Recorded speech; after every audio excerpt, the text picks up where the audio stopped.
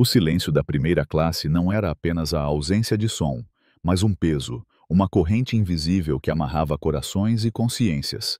Era um silêncio que carregava histórias não contadas, olhares que julgavam sem palavras e gestos que feriam mais fundo que qualquer grito. Na cabine de um avião da companhia aérea Águia do Sol, o jovem Lucas Almeida, um garoto negro de 17 anos, entrou com passos firmes, mas silenciosos, carregando uma mochila de tecido desbotado, um celular preto brilhante na mão e uma simplicidade que não se curvava diante dos olhares curiosos. Ele não usava um relógio de luxo, nem carregava uma maleta de couro reluzente, apenas vestia um moletom cinza, jeans gastos e tênis brancos com solas desgastadas. Seus olhos, porém, brilhavam com a força de quem conhece o próprio lugar no mundo. Uma força que os povos indígenas do Brasil, como os Tupinambá, sempre carregaram em seus corações. A dignidade que não se explica, apenas se vive. Lucas caminhou direto para o assento 2A, junto à janela da primeira classe, como se aquele lugar lhe pertencesse, porque de fato pertencia. Ele abriu o compartimento superior, colocou a mochila com cuidado, como quem guarda um pedaço de si, e sentou-se, apoiando as mãos no braço da poltrona. Pegou um livro de Jorge Amado, Capitães da Areia, e colocou os fones de ouvido ao redor do pescoço, como um escudo invisível. Não jogava no celular, não navegava na internet, apenas lia, com a calma de quem já enfrentou tempestades e aprendeu a encontrar paz no olho do furacão. Mas na primeira classe, sua presença não era vista como natural. Era um desafio, uma pergunta não dita, um incômodo que pairava no ar como o perfume forte de uma passageira que aplicava batom no assento 3C. Ninguém falou, mas os olhos começaram a se mover. Um homem de cabelos grisalhos, vestindo um terno azul marinho, olhou por cima de sua revista de economia, fingindo ler, mas seus olhos traíam o julgamento. Uma mulher jovem, com brincos de ouro e um vestido elegante, parou no meio da aplicação de gloss, seus olhos afiados fixos em Lucas por alguns segundos antes de voltarem ao espelho. No assento 4F, Ana, uma jovem indígena do povo Pataxó, com cabelos longos trançados e um colar de sementes que sua avó havia feito, observava em silêncio. Ana não era rica, mas havia ganhado a passagem de primeira classe em um sorteio de uma ONG que promovia a inclusão de comunidades indígenas. Ela segurava um caderno onde anotava pensamentos, e algo na calma de Lucas a fez hesitar antes de escrever. Ela sentiu, no fundo do peito, o mesmo peso que seus ancestrais sentiam quando entravam em terras estranhas, onde os olhares já os julgavam antes mesmo de abrirem a boca.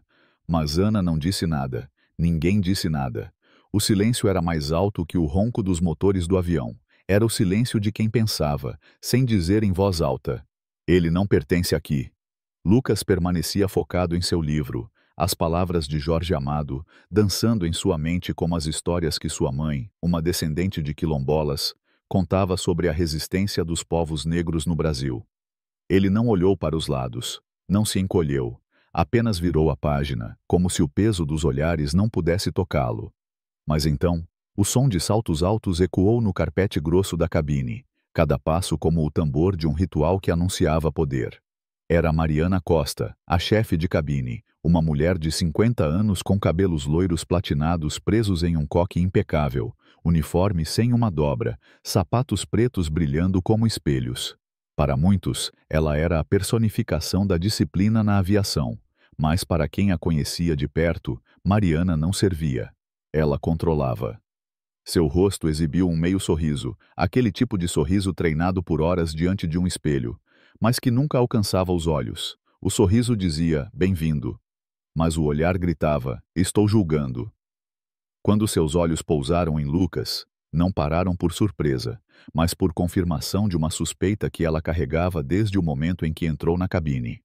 Mariana parou, o sorriso desvanecendo, e com uma voz doce, tão doce que soava falsa, perguntou: "Você tem certeza de que está no assento certo?" Lucas abaixou o livro, olhou para ela, seu olhar nem desafiador, nem subserviente, apenas calmo. "Sim, este é o assento 2A." Mariana apertou os lábios, seus olhos passeando pelo livro, pelo moletom, pelos tênis gastos. Ela não perguntou mais nada. Apenas estendeu a mão, como se fosse uma ordem. "Mostre-me seu bilhete." Lucas tirou o bilhete do bolso do moletom e o entregou com 2 dedos. Mariana não agradeceu, não acenou, apenas examinou o código do assento, depois olhou para ele, depois para o bilhete novamente, como se procurasse um erro, uma fraude, qualquer coisa que justificasse sua desconfiança. Não encontrou nada. Ainda assim continuou. Você está viajando sozinho? Sem um adulto acompanhando? Lucas respondeu com a mesma calma. Já viajei sozinho muitas vezes. Mariana ergueu uma sobrancelha, não com raiva, não elevando a voz, mas com a suavidade que ela sabia usar como ferramenta para dobrar os outros. Você tem certeza de que este bilhete é verdadeiro? Naquele momento a cabine inteira ficou em silêncio. O homem no assento 2C apertou o cinto de segurança, os olhos fixos na cena. Uma mulher na fileira à frente parou de aplicar delineador, fingindo mexer no celular, mas com as orelhas atentas. Ninguém falou, ninguém perguntou: o que está acontecendo? Ou, o que há de errado com o garoto? Todos apenas assistiam, como se vissem uma peça de teatro onde a vilã desempenhava exatamente o papel escrito para ela. Mariana não precisava levantar a voz para mostrar poder. Ela apenas precisava semear um pouco de dúvida e deixar que se espalhasse pelo ar como o perfume forte que usava, que ninguém nomeava, mas todos sentiam o desconforto. Ela olhou para Lucas como se ele fosse algo que precisava ser afastado, não servido. Não porque ele tivesse feito algo errado, mas porque ele estava certo demais, no lugar errado. Isso a inquietava. A tensão na cabine de primeira classe era agora tão palpável quanto o cheiro de fiação queimada. Ninguém se mexeu, mas o ar parecia vibrar. Ana, sentada no 4F, apertou o caderno contra o peito, seus dedos traçando o colar de sementes. Ela queria falar, queria dizer algo, mas a voz ficou presa, como as histórias de sua avó sobre os tempos em que os pataxó eram forçados a se calar diante dos colonizadores. Ela olhou para Lucas, viu a calma em seus olhos e sentiu um nó no estômago. Por que ela não dizia nada? Por que ninguém dizia nada? Lucas permaneceu sentado, as mãos sobre as coxas, o olhar fixo na janela, sem se alterar, sem se frustrar, mas também sem recuar. Sua calma deixava Mariana ainda mais inquieta, porque ela estava acostumada à obediência, não ao autocontrole. E quando Lucas não reagiu como as crianças repreendidas costumavam fazer, Mariana começou a perder o controle de si mesma. Se você não sair agora, vou chamar a segurança do aeroporto, disse ela, a voz perdendo a falsa suavidade, agora com um leve tremor. Num reflexo, meio raiva, meio tentativa de afirmar seu poder, Mariana agarrou o celular que estava no braço da poltrona de Lucas. Sua mão acertou a dele com força, um tapa alto ecoando na cabine silenciosa. Uma mulher no assento 1F soltou um suspiro curto. Um homem idoso no 3A parou de folhear sua revista. O momento congelou. E então ninguém falou. Ninguém gritou: "Não faça isso!" Ou "O que está acontecendo?" Apenas Lucas, o garoto que acabara de ser humilhado na frente de todos, foi o primeiro a agir. Ele não revidou, não arrancou o celular de volta, apenas se levantou, lentamente, sem pressa, sem tremer, como se saísse de uma sala de aula. Curvou-se, pegou sua mochila, puxou o cordão do moletom sobre a cabeça. Cada movimento era lento, deliberado, como se programado para uma humilhação que ele sabia que precisava suportar apenas por causa da cor de sua pele. Ninguém se apressou para segui-lo, porque quando alguém sai em silêncio, você é forçado a ouvir sua própria respiração e sentir vergonha. Lucas deixou a cabine de primeira classe sem olhar para trás, sem encarar ninguém, mas deixou algo mais pesado que um tapa físico, uma acusação não dita que fez cada coração que testemunhou desviar o olhar ou abaixar a cabeça. Na última fileira, perto do banheiro, Lucas sentou-se. O assento era duro, o encosto não reclinava, os braços balançavam, mas ele não se importou. Abriu o celular, abriu as mensagens e digitou.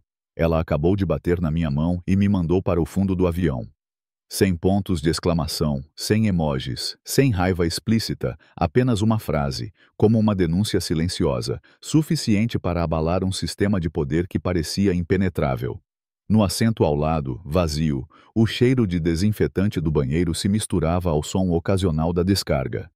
Lucas não se mexeu, não reclamou, não suspirou. Apenas descansou a cabeça contra o painel de plástico rígido atrás dele, os fones ainda pendurados no pescoço, sem tocar música. O murmúrio dos passageiros ao seu redor agora se dissipava, como um zumbido distante na borda de seus pensamentos. A única coisa intacta nele era sua dignidade e o celular, que ele desbloqueou para digitar outra frase. Ela bateu na minha mão e me mandou para trás. Sem ponto de interrogação, sem letras maiúsculas, sem sinais de raiva descontrolada, apenas uma verdade crua e inegável. A milhares de quilômetros dali, em um arranha-céu de vidro no coração de São Paulo, Roberto Almeida, CEO da Águia do Sol, estava diante de uma apresentação estratégica sobre a expansão da companhia para novos mercados internacionais. Os acionistas assentiam, o diretor de assuntos externos anotava, o silêncio da sala era controlado, como se cada respiração fosse medida. Então seu celular vibrou levemente. Roberto apenas olhou para a tela, mas aquele único olhar foi suficiente para fazer tudo ao seu redor desaparecer. Ele não disse nada por alguns segundos. Depois colocou o controle remoto da apresentação na mesa, virou-se para o conselheiro estratégico ao seu lado e falou com a voz baixa, calma, mas absolutamente firme. Segure o voo 892 na pista. Há um problema com o assento 2A. Ninguém perguntou por quê. Uma pessoa apenas pegou o telefone interno e, a partir daí, uma cadeia de comunicação foi acionada. Rápida, precisa, sem hesitação. No Aeroporto Internacional de Salvador, a luz indicadora de emergência piscou no centro de coordenação. O capitão Pedro Santos, um piloto veterano com mais de 30 anos voando jatos Boeing por 3 continentes, terminava as verificações pré-voo quando recebeu uma ligação direta do CEO. Em toda sua carreira, ele nunca ouvira uma ordem como aquela. Mantenha a posição na pista, não feche as portas do avião, não decole até novas instruções da liderança. Sem explicações, mas com sua experiência, Pedro entendeu. Quando uma ordem de parada vem do nível mais alto, sem motivo específico, o problema não é técnico, é ético. Enquanto isso, na cabine de primeira classe, Mariana Costa sentou-se em uma cadeira dobrável na galley frontal, segurando uma xícara de café quente, o vapor subindo em espirais. Para ela, o que acabara de acontecer era apenas um incidente menor, resolvido. O garoto fora mandado para o lugar certo, a arrogância contida, pensava ela, com um meio sorriso presunçoso. Um garoto como aquele na primeira classe, murmurou, tomando um gole de café, como se recompensasse por sua ação decisiva. Ao lado dela, Clara, uma jovem comissária de bordo menos experiente, com olhos atentos e uma trança longa que lembrava as mulheres de sua comunidade no interior da Bahia, hesitou antes de falar. Mariana, acho que ele tinha um bilhete verdadeiro. Eu vi. Era o 2A. Mariana pausou por meio segundo, erguendo uma sobrancelha como se ouvisse uma piada. Clara, você viu como ele estava vestido? Moletom, tênis velhos, sem mala. Acha mesmo que alguém assim pagou R$ 5.000 para sentar ao lado de um executivo? Clara não respondeu, mas seu olhar começou a mudar. Não mais de medo, não mais desviando, mas o olhar de alguém que começava a perceber que algo estava muito errado. No assento traseiro, Lucas ainda não dizia nada. Colocou os fones, sem tocar música, os olhos fixos na janela. Ninguém sentou ao lado dele, mas o mundo inteiro parecia se fechar sobre ele. Não com barulho, mas com o silêncio. O tipo mais cruel de silêncio. O silêncio daqueles que viram, mas não fizeram nada. E nesse silêncio, um tapa que parecia pequeno tornou-se o alarme para um sistema inteiro. Ana, no assento 4F, ainda segurava seu caderno, mas agora suas mãos tremiam levemente. Ela abriu a galeria do celular, onde um vídeo curto, gravado em segredo, mostrava o momento exato em que Mariana bateu na mão de Lucas. Seus dedos pairaram sobre o botão de compartilhar. Ela pensou nas histórias de sua avó, que falava sobre os guerreiros pataxó que nunca se calavam diante da injustiça, mesmo quando o mundo parecia contra eles. Ana hesitou, mas então apertou o botão. O vídeo foi enviado para uma rede social, com uma legenda simples. Ele só queria sentar no assento que pagou. Silêncio primeira classe. Em poucos minutos as visualizações começaram a crescer, e o que era um incidente em uma cabine de avião começava a se transformar em algo muito maior. Uma denúncia que ecoaria como os tambores de um ritual indígena, chamando todos para enfrentar a verdade. O eco do tapa ainda ressoava, não apenas na cabine da primeira classe, mas agora nas telas de celulares, nos monitores de redações jornalísticas e nas conversas sussurradas em cafés, feiras e comunidades ribeirinhas pelo Brasil afora. O vídeo gravado por Ana, a jovem indígena Pataxó, com seus cabelos trançados e o colar de sementes que carregava a força de sua ancestralidade, havia se tornado um trovão digital. A hashtag Silêncio. Primeira classe escalava as redes sociais como uma chama em mato seco, alcançando milhões em poucas horas.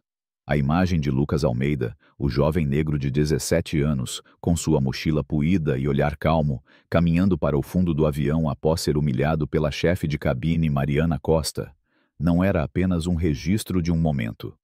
Era um espelho que forçava o mundo a olhar para si mesmo, a enxergar as cicatrizes de um preconceito que, como as queimadas na Amazônia, destruía em silêncio, mas deixava marcas impossíveis de ignorar. Lucas, sentado no assento 2A, agora de volta ao seu lugar após a intervenção de seu pai, Roberto Almeida, CEO da Águia do Sol, não verificava as notificações que vibravam incessantemente em seu celular.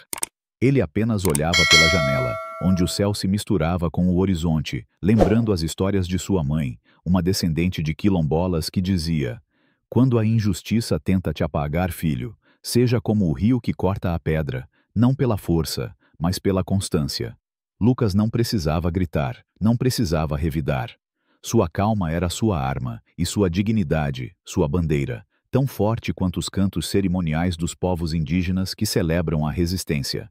Na cabine de comando, o capitão Pedro Santos, com seus 30 anos de experiência pilotando jatos pelos céus do Brasil e do mundo, ainda sentia o peso da ordem que recebera: mantenha o voo 892 na pista. Ele não sabia dos detalhes, mas o tom de Roberto Almeida, transmitido pelo canal seguro de comunicação, era inegociável. Pedro, um homem de pele morena, nascido em uma cidade pequena do sertão baiano, conhecia bem o sabor amargo do preconceito. Ele lembrava de quando, jovem, foi questionado por um passageiro se um piloto como ele realmente sabia voar um avião. Naquele dia, ele sorriu, pilotou com precisão e provou seu valor sem palavras. Agora, olhando para o painel de controle, ele sabia que o problema com o assento 2A não era sobre um bilhete, mas sobre algo muito maior. Uma ferida que o Brasil carregava desde os tempos coloniais, quando indígenas e negros eram forçados a se curvar diante de um sistema que os via como menos. Pedro olhou para seu copiloto, um jovem chamado Rafael, que ainda estava aprendendo os caminhos do céu, e disse: "Às vezes, o voo mais difícil não é atravessar tempestades, mas atravessar o coração das pessoas." Rafael, com olhos curiosos, apenas assentiu, sentindo que algo histórico estava acontecendo além daquelas portas de aço. Na galley frontal, Mariana Costa, agora sentada em um canto, segurava uma xícara de café que esfriava rapidamente, assim como sua confiança. O meio sorriso presunçoso que ela exibia horas antes havia desaparecido. Ela ainda tentava se convencer de que agira corretamente, que sua atitude era apenas parte do protocolo, mas as palavras de Clara, a jovem comissária de bordo, ecoavam em sua mente. "Eu vi o bilhete, Mariana. Era verdadeiro." Clara, com sua trança longa e olhos que carregavam a sabedoria das mulheres de sua comunidade no recôncavo baiano, não falava com raiva, mas com uma firmeza que fazia Mariana desviar o olhar. Clara havia crescido ouvindo histórias de sua avó, uma lavadeira que enfrentara olhares de desdém por sua pele escura e suas mãos calejadas, mas que nunca abaixou a cabeça. Agora Clara sentia o peso de seu próprio silêncio durante o incidente com Lucas. Ela não havia falado, não havia agido, e isso a corroía como uma fogueira que queima por dentro. "Eu deveria ter dito algo", murmurou Clara para si mesma, enquanto verificava a lista de passageiros, tentando disfarçar a inquietação. Mariana, ao ouvir isso, respondeu com um tom seco: "Você viu como ele estava vestido, Clara? Não parecia alguém da primeira classe." Mas as palavras saíram frágeis, como se ela mesma já não acreditasse nelas. Enquanto isso, no assento 4CF, Ana, a jovem Pataxó, olhava para o celular, onde o vídeo que ela postara já ultrapassava 2 milhões de visualizações. A legenda simples: "Ele só queria sentar no assento que pagou." Em silêncio, primeira classe. Havia desencadeado uma tempestade. Comentários inundavam a postagem. Que ano é esse que ainda tratam pessoas assim? Por que ninguém na cabine disse nada? Esse garoto é um exemplo de força. Ana sentia o coração apertado. Ela gravara o vídeo porque sentiu, no fundo da alma, o mesmo peso que seus ancestrais sentiam quando eram expulsos de suas terras. Mas, ao mesmo tempo, ela não havia falado nada no momento do tapa. Não havia se levantado, não havia confrontado Mariana. O colar de sementes em seu pescoço parecia mais pesado agora, como se carregasse a culpa de sua omissão. Ana abriu seu caderno, onde escrevia poemas inspirados nas histórias de sua avó, Dona Maria, uma líder pataxó que lutara pela demarcação de terras na Bahia. Ela escreveu uma linha, com a mão trêmula. O silêncio não é neutro, é cúmplice. Então, decidiu que não podia mais ficar parada. Enviou o vídeo para Beatriz, uma jornalista indígena que trabalhava em um portal de notícias em Salvador. Beatriz, conhecida por suas reportagens sobre a resistência dos povos originários, respondeu imediatamente. Isso não é só um incidente, Ana. É uma denúncia do que vivemos todos os dias. Vou levar isso adiante. No Centro de Operações da Águia do Sol, em São Paulo, o caos começava a se instalar. A sala de comunicações, normalmente um espaço de relatórios e números, agora parecia um campo de batalha. A jovem assistente de mídia, Sofia, gritava ao telefone. Estamos viralizando em todas as plataformas. Twitter, TikTok, Instagram, está em todo lugar. O diretor de comunicações, Carlos Mendes, olhava para a tela do computador, onde o vídeo de 32 segundos se repetia. A voz de Mariana perguntando: Você tem certeza de que está no assento certo? O tapa, o silêncio atônito dos passageiros e Lucas caminhando para o fundo do avião. Carlos apontou para a tela e disse com a voz grave: Isso não é só um vídeo. É a prova viva de algo que as pessoas sentem há anos, mas ninguém gravou tão claramente. A hashtag silêncio. Primeira classe já era a número 1 no Brasil, ultrapassando até os trending topics internacionais. Tweets apareciam como flechas. Esse garoto só queria ler seu livro e o trataram como criminoso. A primeira classe é o retrato do Brasil. Privilégio para poucos, preconceito para muitos. Em um café em Recife, uma estudante de direito, Larissa, compartilhou o vídeo com a legenda. Se fosse um garoto branco de terno, alguém teria ficado calado? E na cabine, os passageiros começavam a perceber que seu silêncio não pertencia mais àquele espaço fechado. Ele fora exposto ao mundo inteiro. Na primeira classe, o homem de terno azul marinho no assento 3C, chamado João, um advogado de 45 anos, abriu seu celular e viu seu próprio rosto no vídeo. Ele estava lá, de cabeça baixa, fingindo ler uma revista, enquanto Lucas era humilhado. Seu rosto corou, e ele murmurou: Droga! Desligou a tela, mas era tarde demais. Ele não podia mais se esconder nas sombras. João crescera em uma cidade pequena no interior de Minas Gerais, onde aprendera a não se meter nos problemas dos outros. Mas agora, vendo seu próprio silêncio refletido na tela, ele sentia um vazio que não explicava. Ele olhou para Lucas, sentado novamente no 2A, e quis dizer algo, mas as palavras não vinham. No assento 1F, a mulher que aplicava gloss, chamada Fernanda, também viu o vídeo. Ela não compartilhara, mas seus dedos hesitavam sobre a tela. Ela se lembrava de como desviara o olhar quando Mariana bateu na mão de Lucas. Eu não fiz nada, pensou, mas agora entendia que não fazer nada era uma escolha, e uma escolha errada. Enquanto isso, no escritório de Roberto Almeida, o CEO da Águia do Sol, a assistente entrou correndo, ofegante. O vídeo está global, senhor. CNN Brasil, Globo News, até a BBC quer entrevistar o Lucas. Estão chamando isso de a revolta silenciosa. Roberto não se surpreendeu. Ele olhou para a mensagem que Lucas enviara horas antes. Não quero que as pessoas vejam só o tapa. Quero que vejam o silêncio que veio com ele. Ele assentiu levemente. Seu filho não precisava de salvação. Ele estava acordando um sistema inteiro. Roberto pegou o telefone e ligou para o diretor de operações, Ricardo Lima. Quero que a chefe de cabine seja chamada ao cockpit imediatamente e que o Lucas volte ao seu assento com um pedido de desculpas público. Ricardo, um homem de cabelos brancos e gravata vermelha impecável, respondeu com um tom sério. Entendido, senhor, mas isso pode explodir ainda mais nas redes. Roberto retrucou, com a voz firme como a de um líder indígena antes de uma batalha. Que exploda!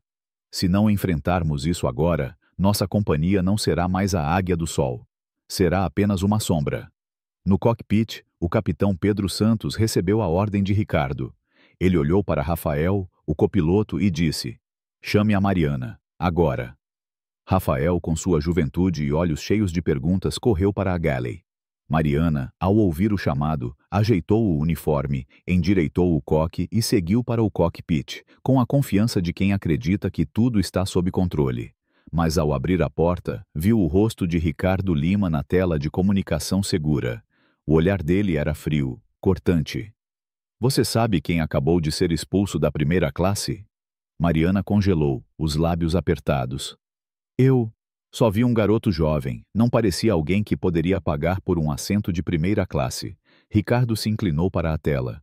"Você pode definir não parecia alguém para mim?" Mariana gaguejou. "Quero dizer, ele estava de moletom, sem bagagem cara, não se encaixava no ambiente." Ricardo a interrompeu. "O nome dele é Lucas Almeida. Ele é o filho único de Roberto Almeida, o CEO e coproprietário de quase 40% das ações desta companhia." O silêncio que se seguiu não era apenas uma pausa, era um abismo. Mariana sentiu um frio subir dos pulsos ao pescoço. Suas mãos começaram a tremer. Em sua mente imagens piscavam. Como ela questionara o garoto, como usara um tom baixo para perguntar: "Tem um adulto com você?" E pior de tudo, o tapa ao arrancar o celular. Ricardo continuou, implacável. "Você não verificou o bilhete corretamente. Não consultou a lista de passageiros. Não relatou o incidente. E pior, humilhou publicamente um passageiro válido na frente de toda a cabine. Tudo porque ele não parecia a pessoa que você queria ver no assento 2A."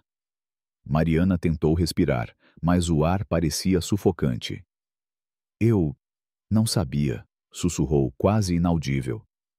"Não nos importa se você sabia ou não", respondeu Ricardo com frieza. "Nos importam as ações e as consequências. O voo 892 não decolará até que isso seja resolvido. E resolver significa que você vai se desculpar publicamente com o passageiro Lucas Almeida, na frente de toda a cabine, e escoltá-lo de volta ao assento 2A." Mariana abriu a boca, mas as palavras não vieram. "E se eu não fizer isso?" Ricardo não respondeu imediatamente, mas seus olhos não piscaram. "Então você será removida do avião e suspensa imediatamente, aguardando investigação." Mariana saiu do cockpit com as pernas pesadas, como se cada passo fosse um esforço contra um vento invisível. O café em sua mão estava frio, assim como a confiança que ela exibia horas antes. Ela sabia que todos na cabine a observavam agora, não como a chefe de cabine que comandava, mas como alguém que precisava se curvar. No assento 4F, Ana assistia à cena, o celular ainda vibrando com notificações. Ela sentia o peso do colar de sementes, mas também uma faísca de esperança. Talvez, pensou, o vídeo que ela postara fosse o tambor que chamava a aldeia para a luta, não uma luta de armas, mas de consciências. Ela escreveu outra linha em seu caderno. "A verdade não pede permissão para nascer." No fundo da cabine, Lucas permanecia em silêncio, mas seu celular vibrava com uma mensagem de Beatriz, a jornalista. "O vídeo está mudando tudo, Lucas. Você quer falar com a imprensa?" Lucas não respondeu. Ele apenas olhou para o céu pela janela, sabendo que sua história já não pertencia só a ele. Pertencia ao Brasil, aos Pataxó, aos quilombolas, a todos que já foram silenciados por olhares e gestos. Na cabine, João, o advogado do assento 3C, finalmente encontrou coragem. Ele se levantou, caminhou até Lucas e disse com a voz trêmula: "Eu vi tudo, mas não falei nada porque achei que não era da minha conta." Lucas virou a página do livro e respondeu, com uma voz leve, mas mais pesada que qualquer veredicto: "É exatamente por isso que ninguém fez nada." João não retrucou, não se justificou. Ele voltou ao seu assento, sentindo que não fora insultado, mas iluminado. Na galley, Clara, a jovem comissária, pegou seu caderno de anotações internas e escreveu: "Ele voltou ao 2A, mas somos nós que precisamos mudar de lugar dentro de nós mesmos." Mariana, ainda de pé, segurava o bilhete amassado de Lucas, como se fosse a prova de um erro que ela não podia mais negar. E enquanto o avião permanecia na pista, o mundo lá fora começava a se mexer, como uma floresta que desperta após uma longa noite. O silêncio na cabine de primeira classe não era mais o mesmo. Não era o silêncio cúmplice que havia permitido o tapa ecoar sem resistência, nem o silêncio pesado de olhares desviados que julgavam Lucas Almeida por sua pele e sua mochila puída. Agora, era um silêncio de reverência, como o que se forma ao redor de uma fogueira cerimonial, quando as palavras não são necessárias porque a verdade já dança nas chamas. Lucas, o jovem negro de 17 anos, estava novamente no assento 2A, com seu livro de Jorge Amado aberto no colo, os fones de ouvido pendurados no pescoço como um símbolo de sua recusa em se isolar. Ele não olhava para os outros passageiros, mas sentia seus olhos, não mais de desconfiança, mas de um respeito hesitante, misturado com vergonha.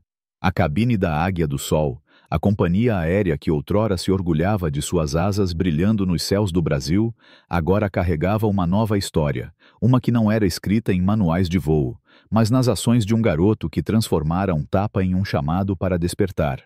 Fora do avião, o mundo ainda reverberava com a hashtag Silêncio Primeira Classe, que ultrapassara 5 milhões de menções nas redes sociais. O vídeo de Ana, a jovem pataxó que gravara a humilhação de Lucas, havia se tornado um grito coletivo, como os cantos de guerra dos povos indígenas que ecoavam nas florestas antes de uma batalha pela sobrevivência. Mas Lucas não era apenas um símbolo. Ele era um jovem que carregava nas veias a resistência de seus ancestrais quilombolas e a força de quem sabe que a mudança não vem de discursos, mas de passos firmes, como os de um rio que corta a pedra com paciência. Na sede da Águia do Sol, em São Paulo, o arranha-céu de 67 andares não era mais apenas um centro de estratégias de mercado.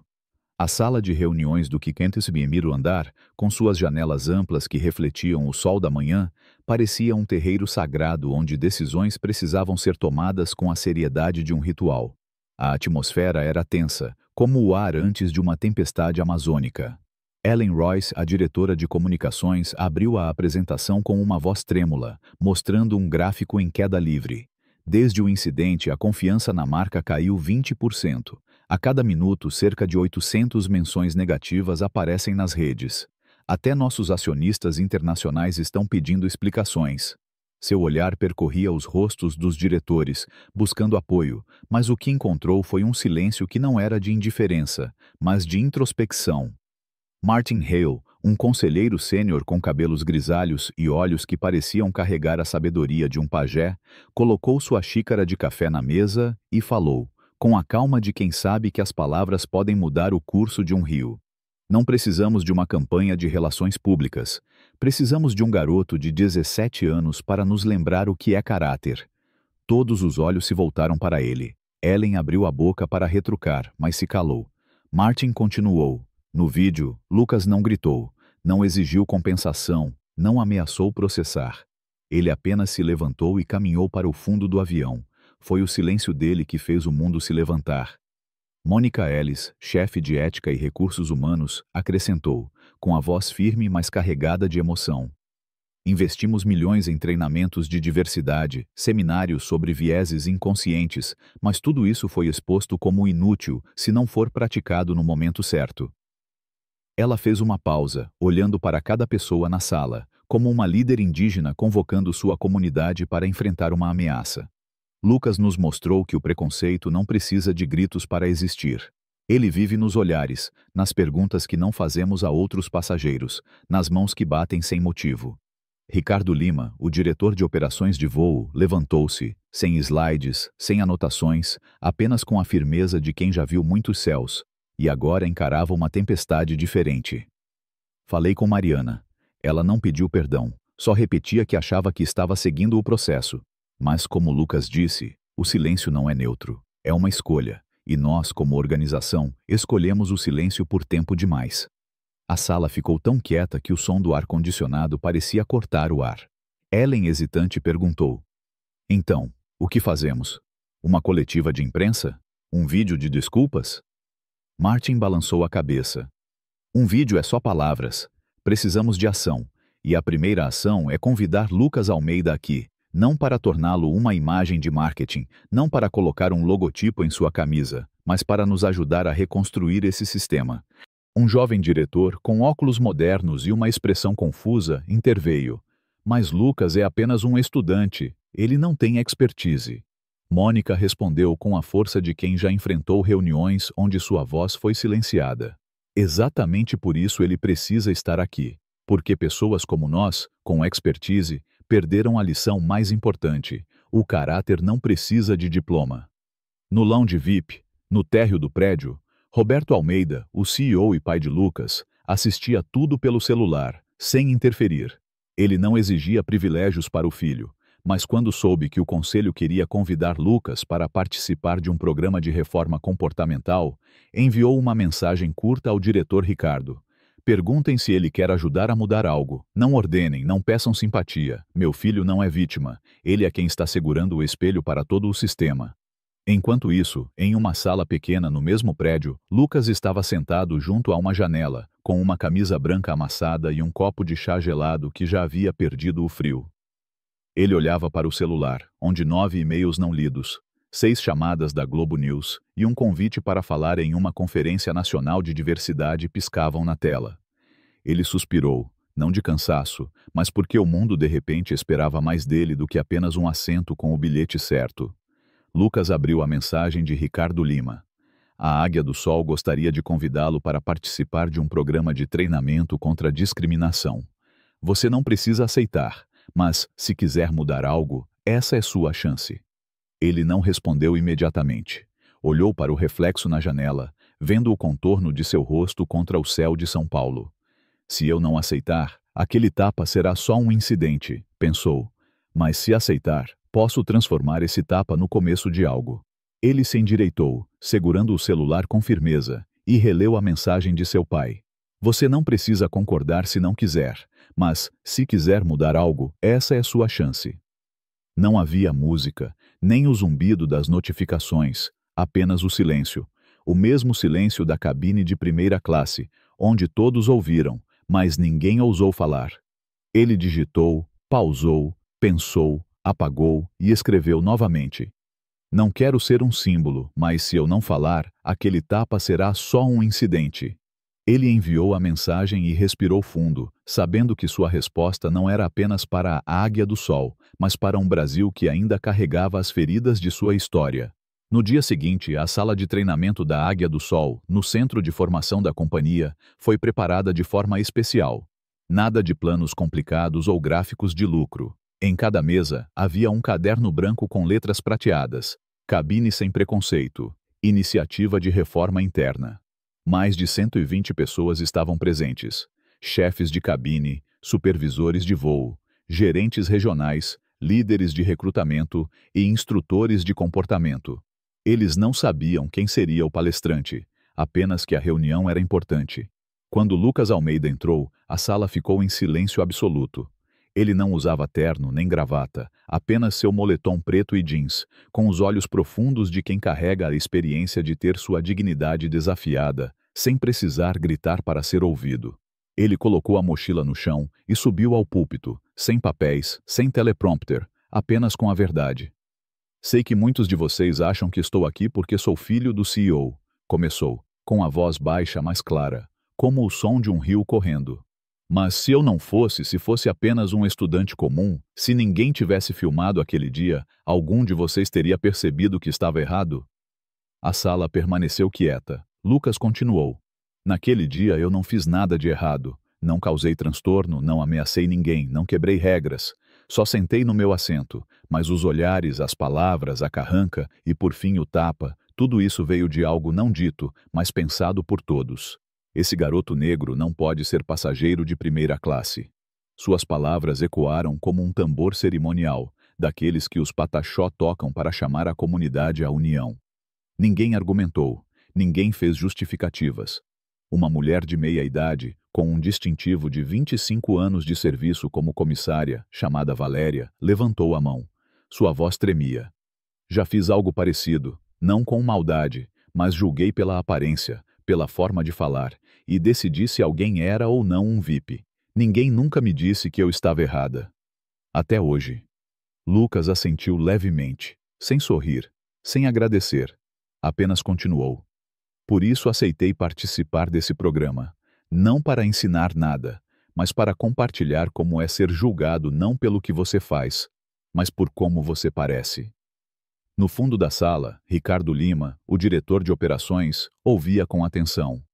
Ele se lembrava do olhar de Lucas através da câmera interna do avião. Não amargo, não raivoso, apenas um olhar que fez toda a organização sentir que estava errada no lugar que achava mais seguro. Após a fala de Lucas não houve aplausos, apenas cabeças baixadas e canetas começando a escrever nos cadernos. Não deixe a aparência de um passageiro fazer você esquecer de verificar seu coração.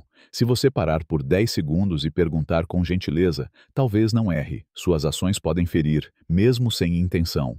Ao fim da sessão, Mônica Ellis aproximou-se de Lucas. Ela não estendeu a mão, como de costume, apenas abaixou a cabeça. Você não precisa ser um herói, mas nos fez, os que pensávamos ser maduros, reaprender do zero. Lucas respondeu com a mesma calma que carregava na cabine. Não quero que vocês se desculpem. Quero que da próxima vez que virem um garoto como eu no assento da frente, ninguém pergunte, tem certeza de que é seu lugar? Enquanto isso, em uma barbearia no Rio de Janeiro, a televisão exibia as notícias da manhã. A Águia do Sol anuncia um novo programa de treinamento comportamental com a participação de Lucas Almeida, o estudante expulso da primeira classe, apesar de ter um bilhete válido. A companhia chama isso de um ponto de virada na ética operacional da indústria. O dono da barbearia, um homem negro de 60 anos, aumentou o volume, olhou para os clientes e riu. Mais um garoto ensinando o sistema inteiro a ser humano. E em muitos lugares do Brasil, de salas de aula a reuniões corporativas, de aeroportos a mesas de jantar, uma pergunta ecoava, não só para a Águia do Sol, mas para todos. Quando você vê uma injustiça bem na sua frente, você desvia o olhar ou se levanta. Na cabine de primeira classe, em um novo voo, Lucas voltou ao assento 2A. Ninguém perguntou se ele estava no lugar errado.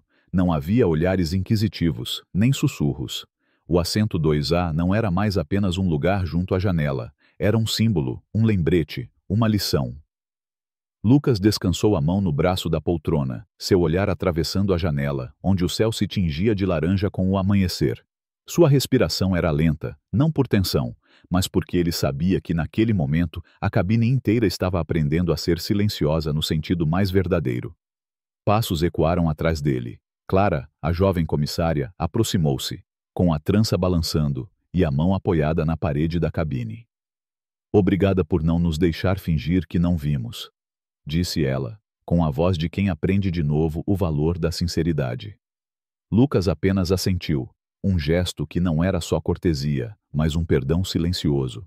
No assento 3B, João, o advogado que ficara calado durante o incidente, agora não desviava o olhar. Ele segurava um jornal com a manchete. O tapa que abalou a indústria aérea. Estudante de 17 anos força a companhia a enfrentar preconceitos. Ele se inclinou e falou com a voz baixa. Eu vi tudo, mas não fiz nada. Agora sei que meu silêncio foi uma escolha errada. Lucas não respondeu diretamente, apenas virou uma página do livro e disse: Lembre-se desse sentimento na próxima vez que vir alguém sendo tratado injustamente. João assentiu e voltou ao seu lugar, carregando não apenas um jornal, mas um aviso sobre o próximo silêncio. Na galley, Clara pegou seu caderno de anotações e escreveu: O silêncio não é inofensivo. Eu achava que, se não fizesse nada errado, estava bem. Mas hoje entendi que, se não falar, sou parte do erro.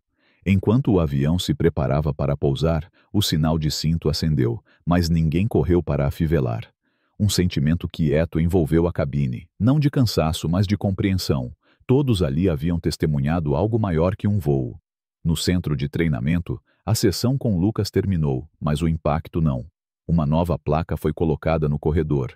Às vezes, quem te faz mudar não precisa de um título, apenas da verdade. Programa Cabine Sem Preconceito, inspirado por Lucas Almeida.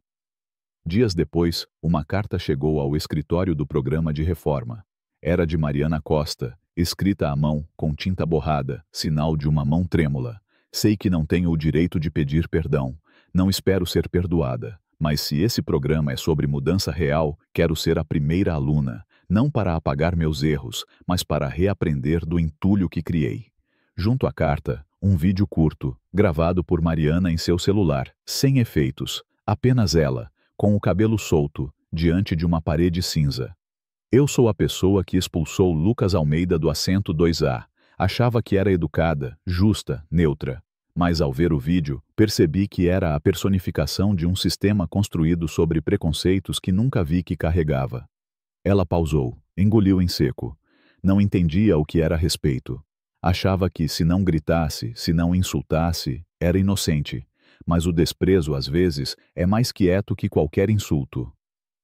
O vídeo, com menos de 1 minuto, foi compartilhado milhões de vezes em poucas horas. Na sala de comunicações da Águia do Sol, uma jovem consultora de marca sussurrou: "Ela não está atuando. Ela está quebrada." Lucas assistiu ao vídeo 3 vezes, pausando no momento em que os olhos de Mariana encontravam a câmera, sem confiança, sem autoridade, apenas uma mulher aprendendo a se enxergar. Ele ligou para Mônica Ellis. "Quero encontrá-la.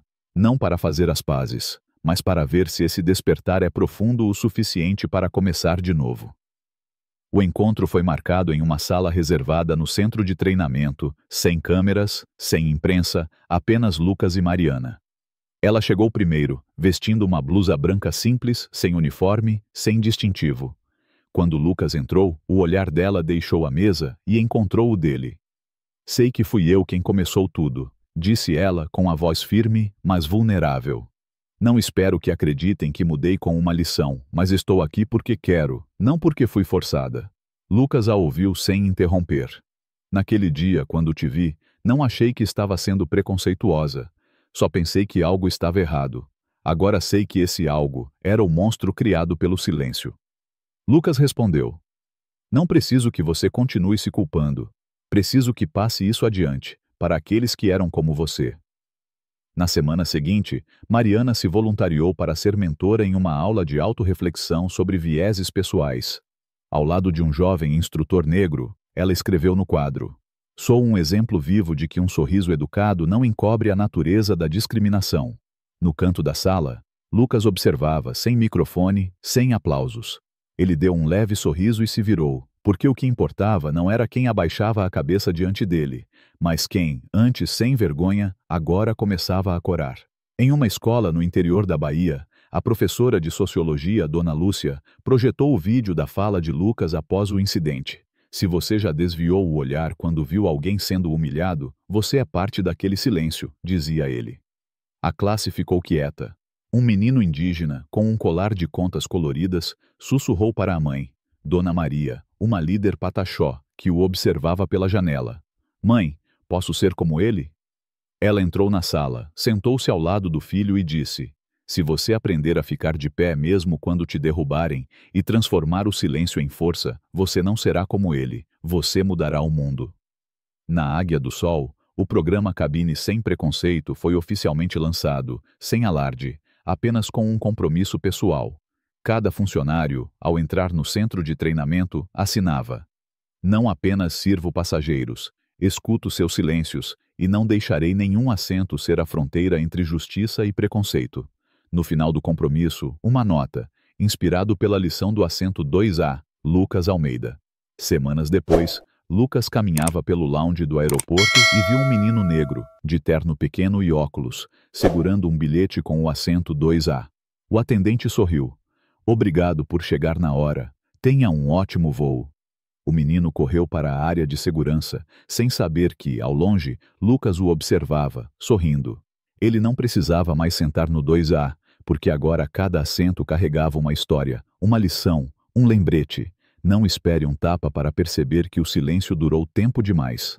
A história de Lucas Almeida, o jovem negro de 17 anos que enfrentou a humilhação em um voo da Águia do Sol, é mais do que um incidente em uma cabine de primeira classe. É um chamado à alma, como os cantos cerimoniais dos povos pataxó que ecoam para unir a comunidade. Para mim, essa narrativa ressoa como as histórias que minha avó contava, sentada à beira de um rio, sobre a força dos nossos ancestrais que resistiam mesmo quando o mundo tentava apagá-los. Lucas, com sua calma inabalável diante do tapa e do silêncio cúmplice dos outros, nos ensina que a dignidade não precisa de gritos para ser ouvida. Sua força, enraizada na ancestralidade quilombola, lembra a resiliência dos povos indígenas brasileiros, que mesmo diante da opressão, mantinham a cabeça erguida, como uma árvore que não se curva ao vento. O que mais me tocou foi o silêncio. Não o de Lucas, mas o dos outros passageiros, que, como uma floresta adormecida, escolheram não se mexer. Esse silêncio me fez refletir sobre quantas vezes, na vida, desviei o olhar diante de uma injustiça, pensando que não era minha luta. A história de Lucas me confronta. O silêncio não é neutro, é uma escolha, e muitas vezes uma escolha que fere. A lição que carrego para a vida é simples, mas profunda, como as águas de um rio que parecem calmas, mas cortam montanhas. Devemos falar, devemos agir. Não precisamos ser heróis, como Lucas não foi. Ele apenas permaneceu fiel a si mesmo. Na cultura indígena brasileira, a comunidade é a força. Ninguém enfrenta o desafio sozinho. Aplico isso vivendo com coragem para questionar, para levantar a voz quando vejo alguém sendo julgado pela aparência, pela pele, pelo jeito de ser. Aprendi que, como Ana, a jovem pataxó que gravou o vídeo, posso transformar minha hesitação em ação, usando minha voz, meu celular, minha presença para expor a verdade. Cada pequeno gesto, um vídeo, uma palavra, um olhar de apoio, é como uma semente plantada para mudar o solo de um sistema que ainda carrega preconceitos. Lucas nos ensina que mudar o mundo começa com um passo, com a recusa de se curvar ao silêncio. Se a história de Lucas Almeida tocou seu coração como tocou o meu, junte-se a nós nessa jornada de mudança. Dê um like para mostrar que você acredita na força da verdade. Compartilhe este vídeo para que mais pessoas ouçam esse chamado. E se inscreva no canal para não perder histórias que transformam momentos comuns em lições extraordinárias. Deixe seu comentário abaixo. O que você faria se estivesse na cabine de primeira classe naquele dia? Sua voz importa, e juntos, como uma comunidade unida pelos tambores da justiça, podemos fazer o silêncio falar mais alto.